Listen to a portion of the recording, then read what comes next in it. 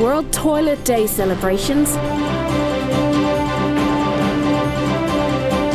Parole Board on a mission,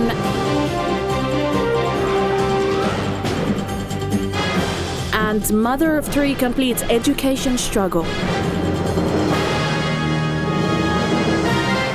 This is National EMTV News with Helen Seah. Good evening and thanks for joining us for Sunday's news. Gulunoka and Gorohanota primary schools are amongst the 5 schools in Goroka district to observe World Toilet Day in Papua New Guinea, a day commemorating efforts by UN member countries in tackling the global sanitation crisis. Tekla Gunga with this story.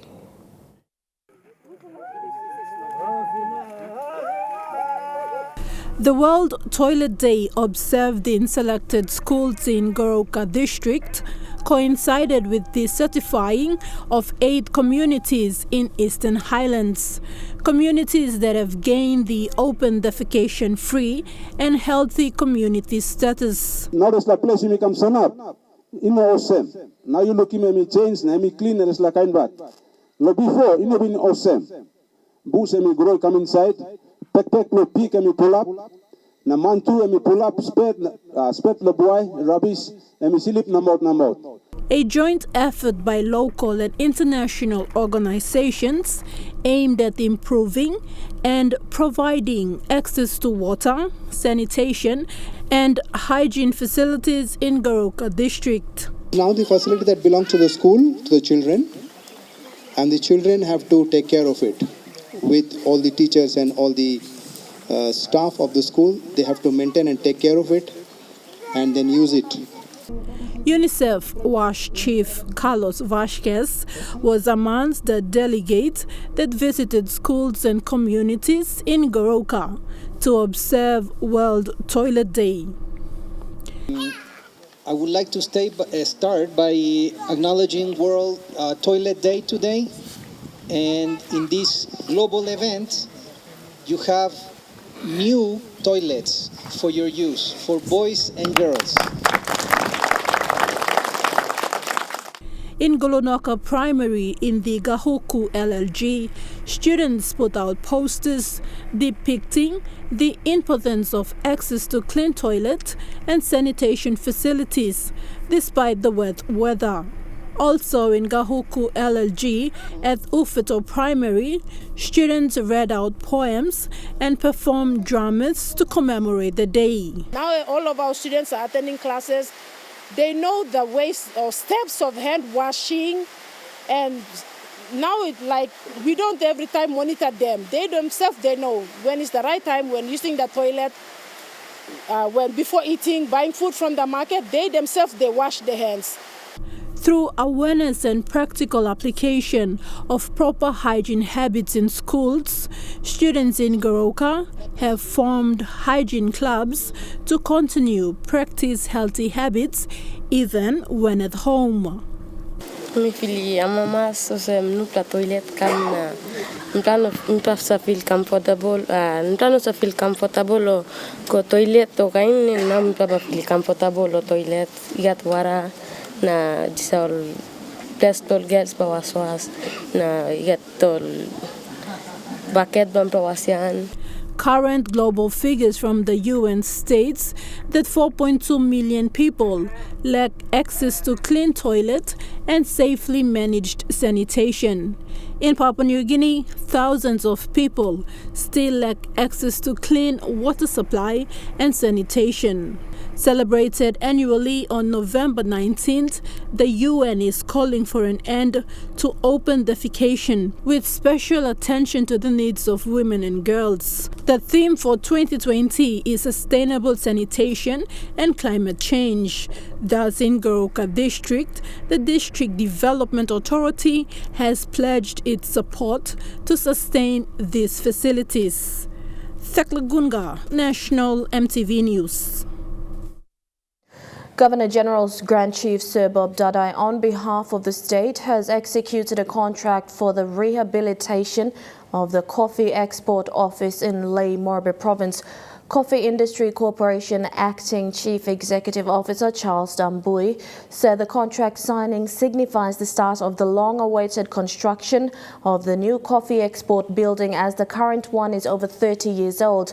Dambui said the office oversees operations in the area of contract registration, shipment notification, sampling, recording, quality analysis and certification for export. The National Executive Council has approved the awarding of the contract to Home Builders, which will be fully funded by the national government. The contract is valued at 10 million kina. Despite the challenges life may offer, a mother of three has beaten all odds to graduate with a certificate in community health worker. Koyupa Paul from Hela Province was part of the 18 students who graduated with certificates in general nursing and community health worker from the Asia Pacific Institute of Applied Social, Economic and Technical Studies. She was also the recipient of the Director's Award for this year. Koyupa Paul from Hela Province was part of the batch of students who graduated from the Asia Pacific Institute of Applied Social, Economic and Technical Studies. Being the oldest student in school, marriage and motherhood did not stop her from pursuing her dream. On Friday, families and friends all attended to witness this milestone achievement. This was the day she finally achieved her dream of becoming a community health worker. And I'm second chance me. Working on me continue, so he got another chance again and big man and talking me to continue yet, but it's there me. I must not wait instead of continue to. The mother of three left school in 1993 after graduating from Magarima High School in Hela Province. With no offer to continue her education, Koyupa Paul remained in her village for over 10 years. In 2017, she enrolled at the institute's campus in Tari. She says this is her second chance to pursue her education. All become awareness about the place. He got this last school, Asia Pacific. He enroll him all student where or system been kick him all out again. So this last time meeting him was in this place. And second privilege sounds me to continue the education me. After 3 months at the Tari campus, she was transferred to Port Moresby for practical and continue her studies at the Port Moresby campus. While in the nation's capital, she was faced with many challenges. The challenges include school fees, accommodation, bus fare and the death of her second child. But it was her dream that keeps her from giving up. Me pray Lord God, God, please. Me got this dream inside of life. Lo me like come up next red lo save him man very low. You said money, man or Mary Panin. Hard time the place. On her graduation, she was the recipient of the Director's Award for this year. The director described her journey, saying she was a fighter. She had all the hurdles. She had all the problems. She had all the troubles in the school fee. She had everything that you can think of. This student is a fighter.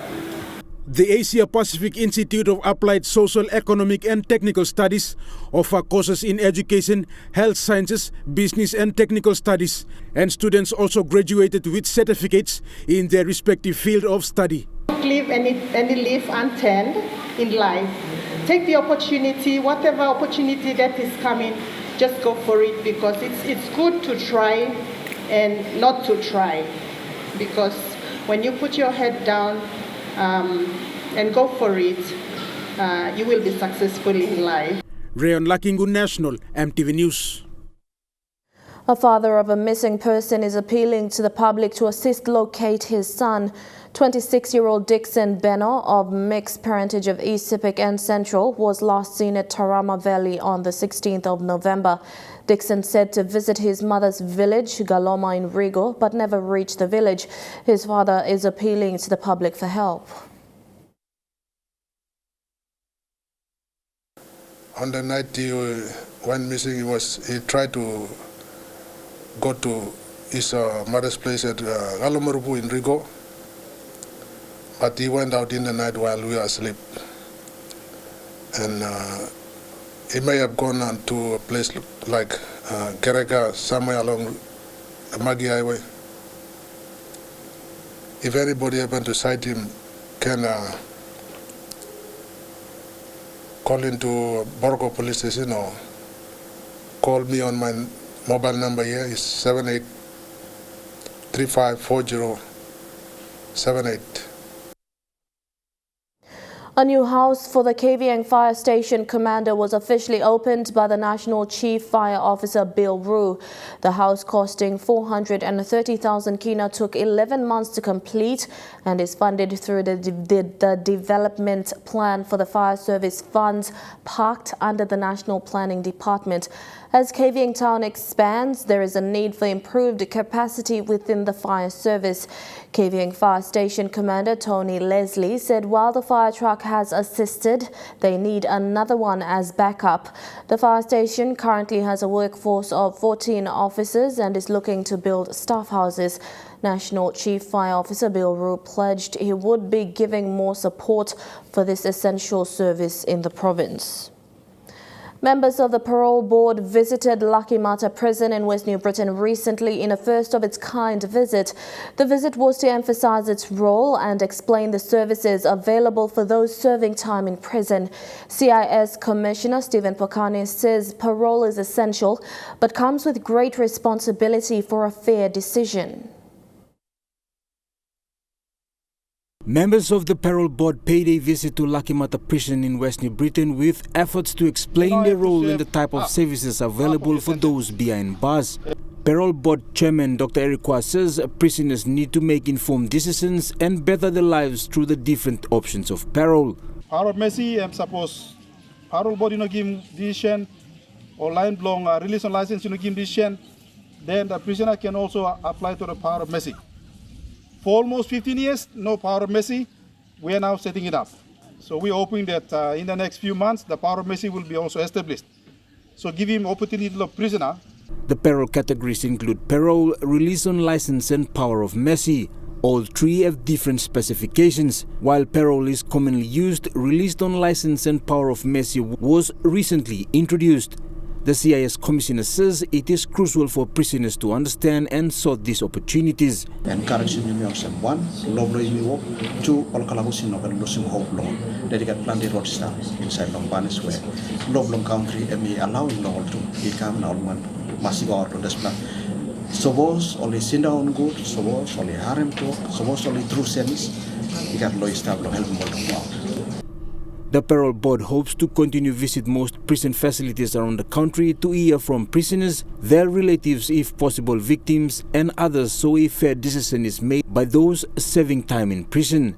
A new beginning for a better life which the Parole Board believes is essential for a better community and country. Icon as was only no big head, we give him opportunity to long line to step inside too. Kupla example on set him long outside or line long inside to or look somewhere. Because some time only go now only reopen that's was big play heavy kama the system lo ini we put him aside because you may make him wrong na we stop him again sala look sa long kalabos long apply long go out. Jack Lapower Jr. National EMTV News. You're watching National EMTV News. We'll be back with more stories after these messages. Stay with us.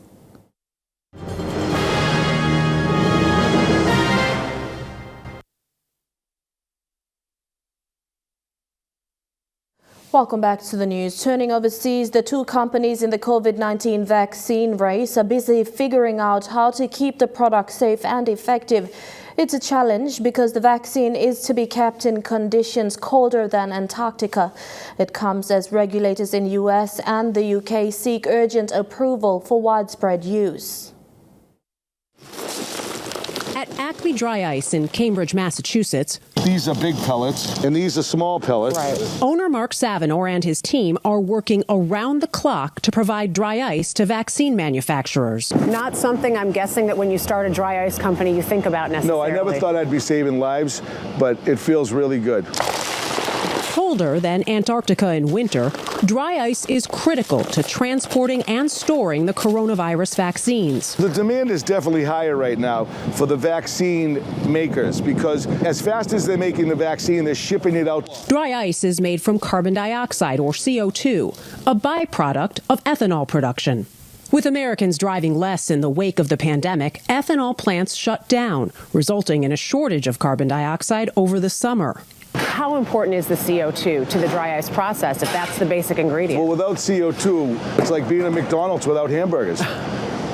So this summer there was a shortage of dry ice. What about right now where there seems to be so much focus Right on now, we happen to have a great supply chain of CO2. You know, it's always scary to see what the demand is going to be with the vaccine. With the help of dry ice, vaccines will be shipped from manufacturing facilities to freezer farms like Pfizer's in Kalamazoo, Michigan, and then to vaccination sites across the country. Tanya Alcorn is a Pfizer supply chain executive. What's your biggest challenge as far as distribution? Honestly, the biggest challenge is we're doing so much in parallel, we don't have all the answers. Pfizer's vaccine needs to be kept at about 94 degrees below 0 Fahrenheit, so it developed a thermal shipper to transport and store its vaccine at subarctic temperatures. So the cool box, at least we think it's cool, is it's a shipper box about the size of like a carry-on suitcase. And then there's dry ice that goes around it. And then it has actually a device within it that has a continuous GPS and temperature monitor. So we will be able to have continuous eyes on every shipper. Aid agencies are appealing for fighting to stop in Ethiopia so citizens can escape the bloodshed. The government has clashed with rebel forces recently, bombing the northern region with hundreds reported dead in 2 weeks of fighting. The Ethiopian government's war against the province of Tigray began only 2 weeks ago, and yet it's seen tens of thousands of refugees flee into neighboring Sudan, itself no stranger to political instability and conflict. War doesn't discriminate between the frail and those that have barely begun their lives. This crossing in Hamdayat in Sudan is where they hope they leave the war in Ethiopia behind them. This is now the third generation of ethnic Tigrayans that have had to flee a civil conflict in Ethiopia. And just like their parents, they've had to flee with barely time to gather possessions into an unknown exile, but carrying stories of grief and loss. Rahil Naqusi said she had just found out her mother had been killed. They are killing and displacing us, she says. I don't know where my siblings are. Even at the best of times, the world would have struggled to cope with yet another humanitarian crisis in one of the most fragile parts of the world. COVID makes it even harder. We really are calling on everyone that is involved in the conflict, both sides, to really respect the civilian character and to make sure that we have humanitarian access. Although a part of Ethiopia's hugely diverse ethnic federal system, Tigray has a well-armed liberation movement that's been pushing for self-rule. It's for this reason that Ethiopian forces, more heavily armed and with aerial superiority, have vowed to crush Tigray's forces. These are among the latest pictures to come out of Tigray, where the authorities claim an Ethiopian plane struck near a university in the capital Mekelle, wounding civilians. This young woman said she was getting out of a cafe when she took cover as a plane came overhead. Something hit me, she says, and I don't remember anything after that. This conflict also has international implications. Ethiopia, with a population of over 100 million, is both a source and a key transit route for migrants trying to reach Europe. The cruel irony is that at the heart of this crisis is this man, Ethiopia's young and charismatic Prime Minister Abiy Ahmed, who only a year ago received the Nobel Peace Prize, and yet now says he has no choice but to start war in his own country. Conservationists are seriously concerned about a herd of elephants that have learned to scavenge at a local dump. Their natural habitat has been seriously reduced by development. The day has dawned and 2 elephants emerged from the forest to feed at the local landfill. It is a sorry sight to see these majestic animals lumber towards a pit of household waste. And even sadder to see a whole herd rummaging through rubbish for food. Foraging in piles of plastic packaging and carrier bags, they have been drawn to the dump due to the deterioration of their natural habitat.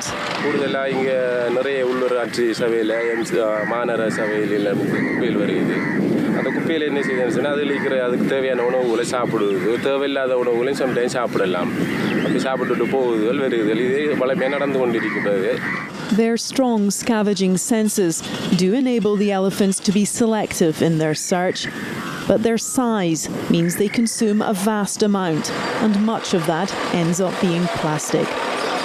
The hazardous material can end up twisted around their large intestine with fatal consequences. A fence erected to try and keep the elephants out was no match for them and their desperate hunger.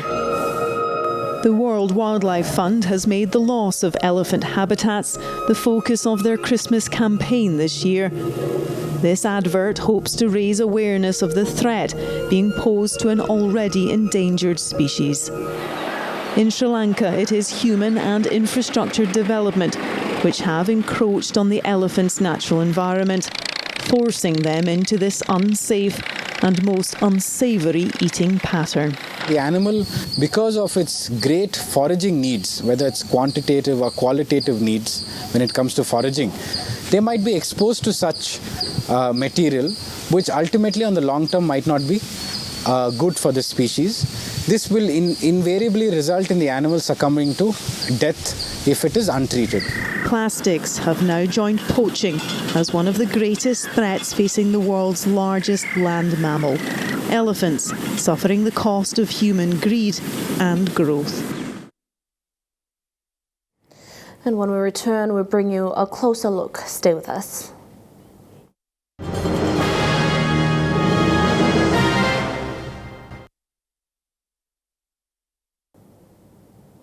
Welcome back to the news. There were accusations and counter-accusations as the government and opposition tried to outmaneuver each other. An adjournment to December 1st was countered by the passing of the budget and an adjournment to April next year. Former PM Peter O'Neill has gone to court to challenge the recalling of Parliament, citing an abusive process. All this as the public try to understand who's right. In this closer look, we review the events of the past 2 weeks.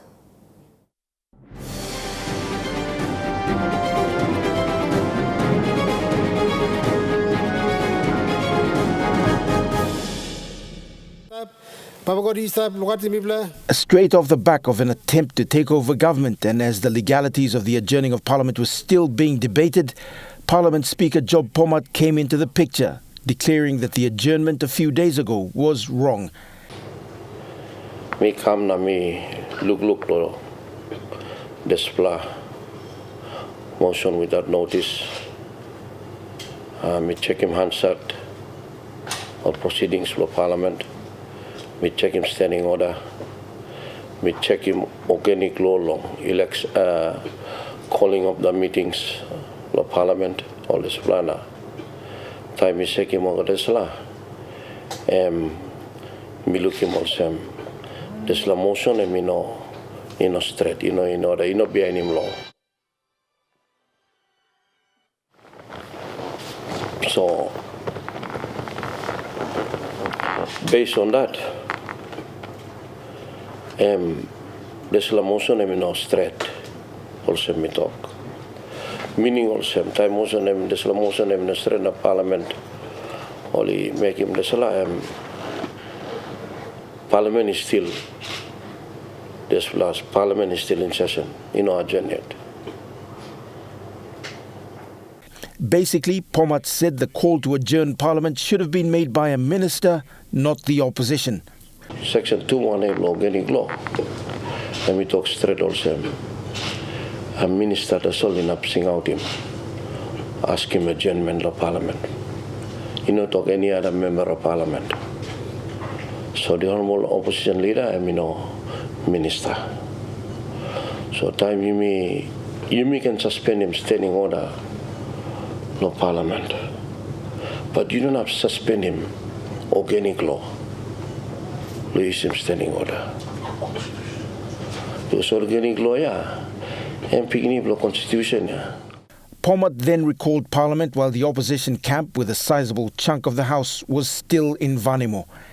And just next door at the courts during Parliament session, there was a flurry of activity.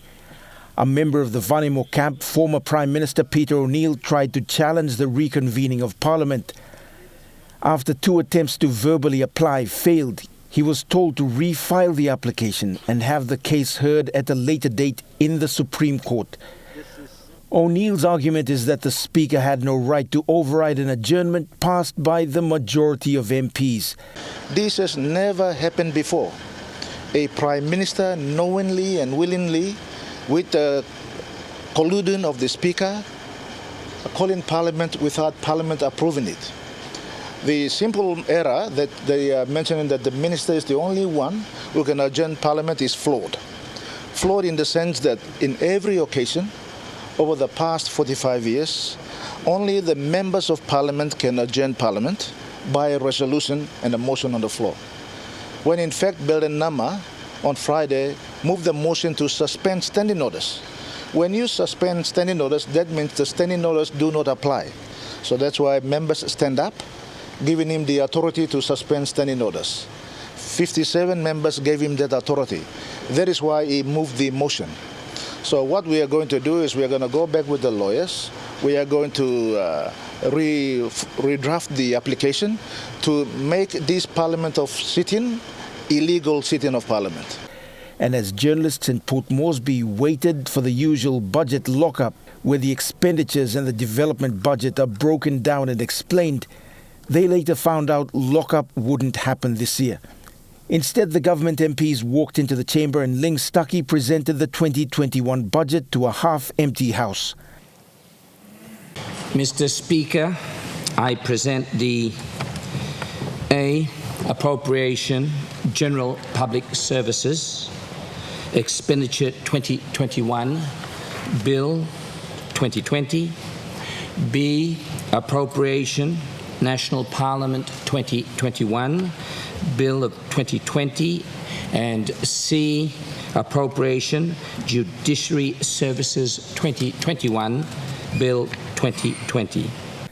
The turn of events left many observers confused whether the government was indeed going to pass next year's money plan with just a third of the House present. Peter O'Neill's view on the whole matter: even the passing of the budget with more than 60 MPs in Vanimo was a total abuse of parliamentary process. So if the government add the numbers, they can pass the budget in 1st of December 2020. Unfortunately, when they know that most of the members, in fact more than half of Parliament, today there are only 42 members of Parliament present in Parliament as we speak, right now at 11 o'clock this morning. 42 members of Parliament. That means another 69 plus members of Parliament are out of the Port Moresby and they are not able to attend Parliament, which still constitutes a majority of the members mandated by the people. So Marape and the Speaker are making a mockery of the parliamentary system, the mandate of our people.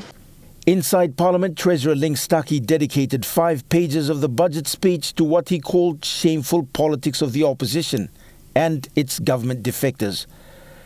Tossing colourful words on the floor, he labelled the opposition as terrorists and described the move as a blatant and illegal grab for power on the eve of the budget session. Mr. Speaker, once again, it is an honour for me and my people of Kavieng and as Treasurer in the Marape government to stand here in Her Majesty's House to introduce the 2021 budget. This is my second budget and the 7th time making a major economic address to the Parliament as Treasurer. Consolidating the vision in times of crises. Mr. Speaker, let me reflect on the extraordinary circumstances surrounding my 2021 budget speech. Last Friday at lunchtime, I was working with economic ministers and hard-working staff from Treasury, Finance and Planning to finalise the 2021 budget.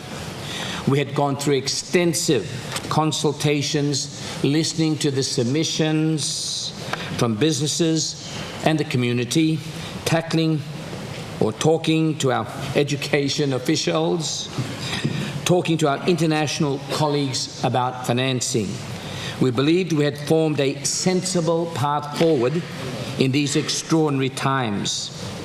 Then I was summoned to the National Parliament chamber. Another round of not just power-hungry, but power-greedy politics that ignored the national interest. Mr. Speaker, sometimes we are our own worst enemy. Last Friday, we saw opportunists led by that infamous National Court terrorist from Vanimo Green abuse our Constitution again, the laws of Parliament again, in a blatant illegal grab for power. This was the most cowboy of attempts to overthrow Prime Minister James Marape and his mandated government. Why would they do this? There was a press conference where some of those that had moved tried to justify their actions. I respect that some were genuine. People can decide to move on based on principles. Some boasted a bit too early about how brilliant their tactics had been. Second point, I was Minister for Health. He brought a decision on that so-called 10 million on those research proposals without consulting me, one of the most experienced health ministers in this country. Many were concerned about our economy, our deficits and debt, about losing jobs even. Mr. Speaker, I share those concerns. All of us share those concerns in this House.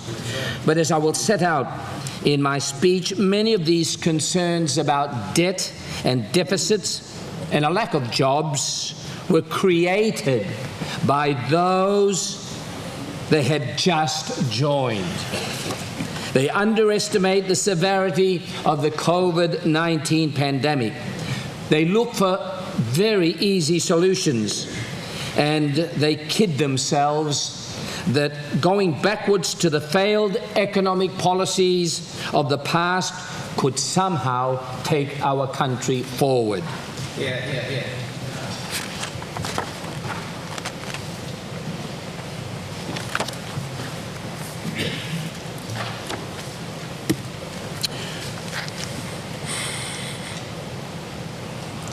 What an extraordinary coincidence of cracking down on corruption, of fighting for better resource deals, of responsible budget management, and then less than 24 hours later, we have this embarrassing and shameful grab for power.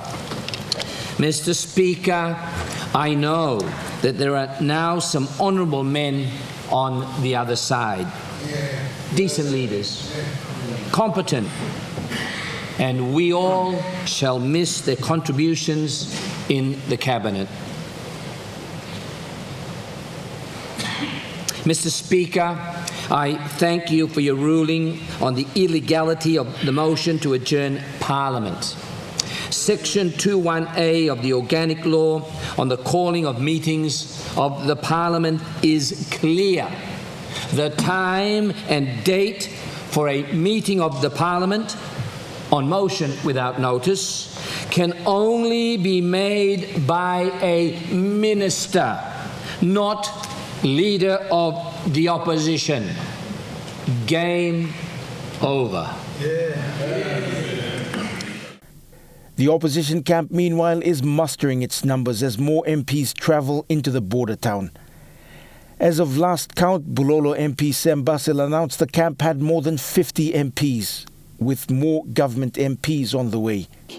So all in all, I can say that government is here, and I'm calling to my other brothers in in government right now, you better think twice now that the number is here. Get on the next plane and come to Vanimo. We are still brothers. We will still accept you here. Thank you. The government, however, says those numbers should be tested on the floor in April.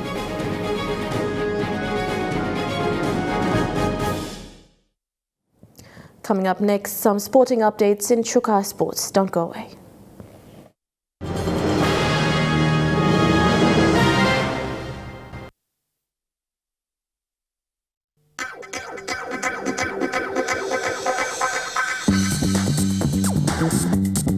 Chukai Sports.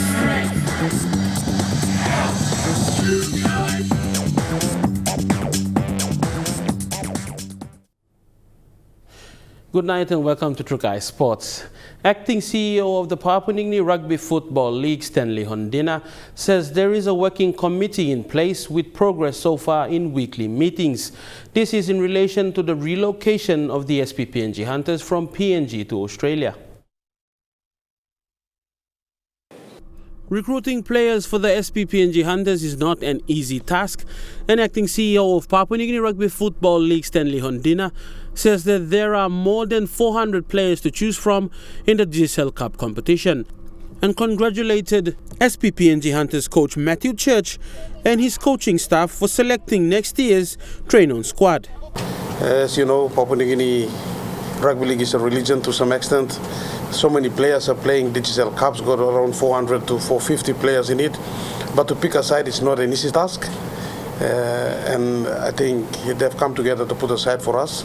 So I want to congratulate them, coach and his staff, for putting the team together. Congratulate the boys who've been selected to make the side. With the confirmation of the Hunters to move to southeast Queensland on the Sunshine Coast, Coach Matthew Church had to return back to Papua New Guinea to get the team prepared after spending most of the year with his family and also helping to secure facilities and other resources for the Hunters team when they moved down to the Sunshine Coast. Unprecedented times, something that we've never done before. Our team's going to be based out of Brisbane. It's been confirmed already. Sorry, not Brisbane, southeast Queensland. That's been confirmed already, and preparations underway. Our coach came back 2nd of November.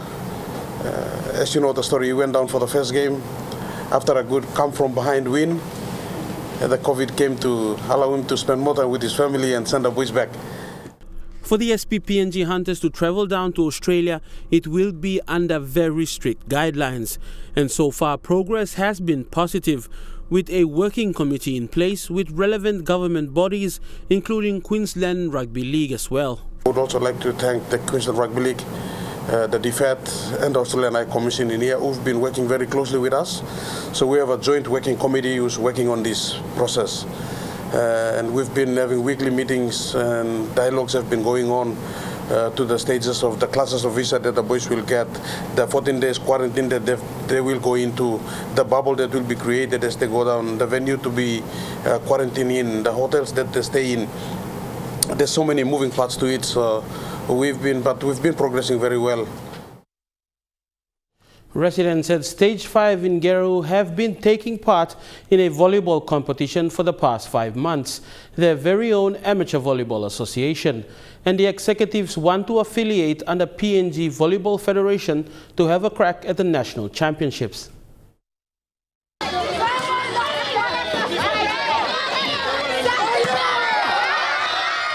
The suburb of Geru in the nation's capital has a new volleyball competition. Played at the back street of Geru Stage 5, adjoining Geru Stage 4, is the Geru Stage 5 Amateur Volleyball Association. Volleyball played in the suburbs is not new, with 2 post stands and a net on the road making for a volleyball court. President of the association, Gideon Daera, says their ultimate goal is to register the association to the PNG Volleyball Federation. It's a competition here, Stage 5, start since June. Like the initiative of this competition just to cut down social issues and all this like that. But our next, main goal is look forward to register under PNG Volleyball Federation, to take part in national championships. So it's a competition a month, so I'm keeping on mangi, especially youths busy lo Saturdays, weekends, Saturdays and Sundays. Yeah. There is promising talent in the area, with teams from nearby Stage 4 and Stage 6 also joining in on the action during the course of the season. It is a community atmosphere at the courts on the weekend. Plenty raw talent stuff, yeah. So I decided already starting my association next year. So far, I'm 12 team compete lose la competition, both male and female. Yeah. Stage 5, 1+6, na 1+4, Stage 4. Yeah. To improve the competition, they need sponsors, of course, and they are hoping that once the association is registered to PNG Volleyball Federation, they can get a crack at the national championships in 2021. Right now, I'm plus start 0, so I'm going to request out. As soon as once we've already started my association, then start to write out. Yeah. For improving, we have to register in the PNG Volleyball Federation. We'll take part in national championships, which is next year, November. The competition had its grand finals yesterday with a healthy turnout from the community. Finals team last bet, team Bloyet, KDK, and team Bloyet, and male division, female division, and Junction and K92. All teams yeah. In the women's final, it was K92 who beat G5 Junction 3-2, and in the men's final, it was a strong showing from Last Bet, who managed to win against KDK 3-0. And more stories after the break. Stay with us. Trukai Sports. And welcome back to Trukai Sports. To sports abroad, the International Olympic Committee is already encouraging fans and athletes to get a COVID-19 vaccination if one becomes available before next year's Tokyo Games. IOC boss Thomas Bach is in Japan meeting with the organisers who are desperate to ensure the Olympics can go ahead safely with spectators. Bach wants as many people as possible vaccinated before arriving in Japan. He will undertake a great effort so that as many as possible of the Olympic participants and visitors will arrive here vaccinated. Last week it was announced athletes arriving for the Olympics will not face quarantine measures. And that story ends Trukai Sports, the weather forecast, when we come back. Bye for now. Trukai Sports.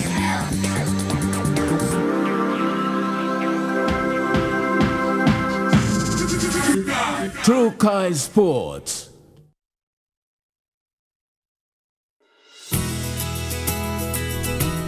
This weather update is proudly brought to you by MoniPlus, with you always.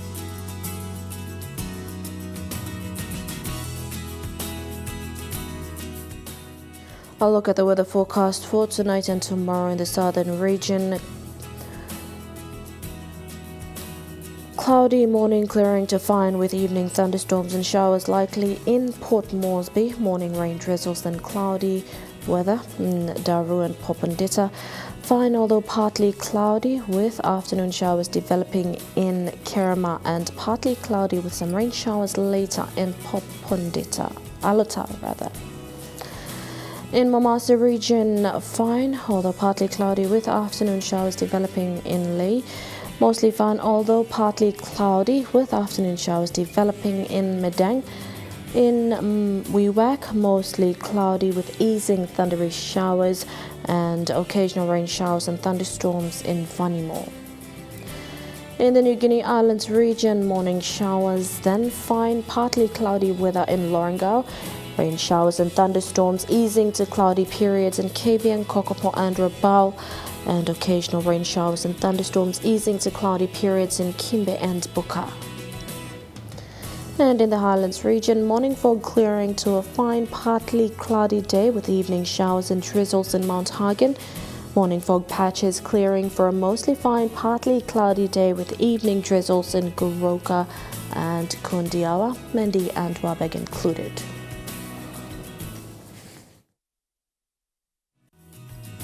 The weather update was proudly brought to you by MoniPlus, with you always.